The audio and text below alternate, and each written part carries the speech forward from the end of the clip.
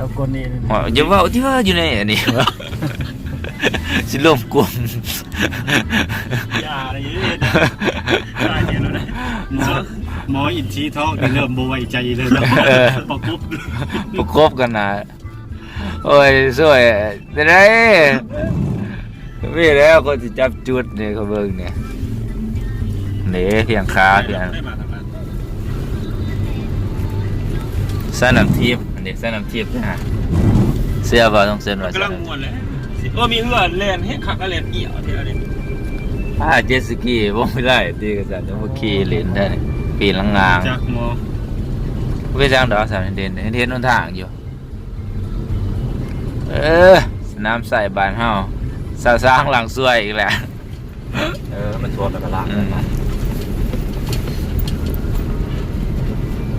เป็นตะยานที่เรามาอยู่เนี่ยแต่บางทีเพิ่นเป็นแถวลงมาให้บ่ข้าวผมถ่ายได้ซอยถ่ายได้บ่ดีๆถ่ายอยู่ดีๆโอ้ใช้โทรศัพท์ใหม่เห็นมั้ยโอ้เบิ่งนี่ขึ้นเลิกเถอะเว้ยเอาอย่าไปใกล้ข้างนี่หลายได้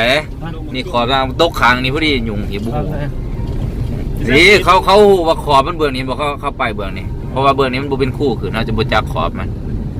สังเกตเบื้องหน้านะเป็นขอบมาโหลดโอ้เขาเล็งแห้งๆนี่น้ำพุขึ้นแห้งคักล้างรถให้ครับมันน่ะใส่หม้องอยู่พุ่นพยายามจะให้ไปใกล้ค่ะเพราะว่าเบื้องนี้เฮาบ่เฮาฮู้ว่าขอบทางอยู่อันนี้เด้ขอบทำรถมันดินถึงแห่ถึงแก่ให้เด้นี่แล้วก็ไอ้บ่บัตรแวนตี้บ่เห็นทางเลยเดี๋ยวนี้%นี่บ่ขี้เจ้าแล้วอัน%ถ้าบ่ได้เอากล่องใส่ทั้งขางเว้ยฟังเสียงน้ำเสียงในนี่สิโอ้ได้โอ้เดี๋ยวป่าลายเว้ยขี้เจ้าจักดีเลยเด้ก็จะจ้างว่าเลยเด้โอ้ปลาซอยบ่ตัวปลาซอยเบิ่งจักบาทโอ้ปลาซอยบ่